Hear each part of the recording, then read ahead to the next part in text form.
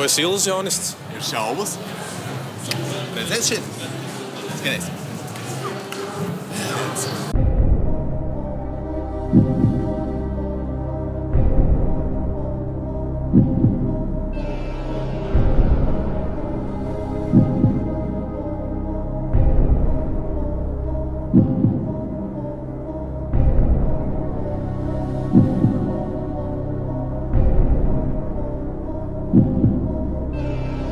Padoms. Šitai pogai vienmēr jābūt vaļā. Jā? Jā. O, paldies. Nedaudz iespējams bikses vajadzētu sašaurināt. Atlokus arī. Atlokam. Var vajag?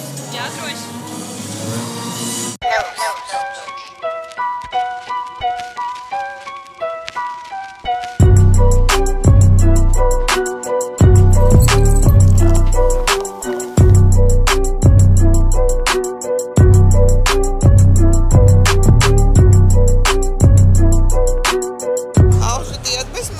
Manai draudzenei gribējās vienmēr melnu kleitu kāzās. Kāpēc man nepiedāvāt, piemēram, melnu kleitu tādai? Alternatīva kāzu pieeja. Jā.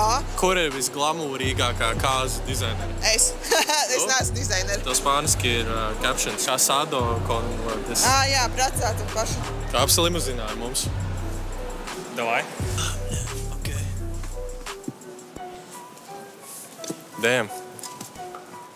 Es esmu dalībnieks, jā.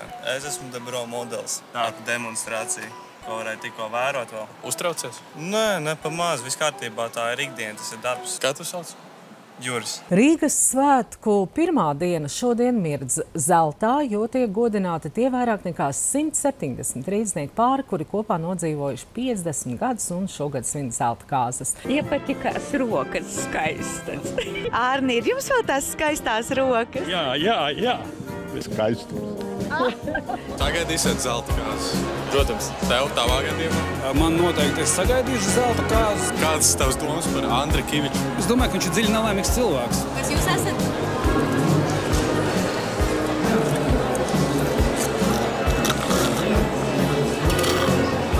Es esmu bērnais. Kāds taisa dzēriens? Kas tev labāk garšo? Es baigi nedzeru alkoholu, bet, es teiktu, jāgarmeistars. Tā tāda klasika, tā teikt. Kopā ar enerģijas dzērienu enerģijai. Kāzās īstenībā jāgar mazāk pārsvarā džins, dzirkstošie dzērieni un tā kaut kā.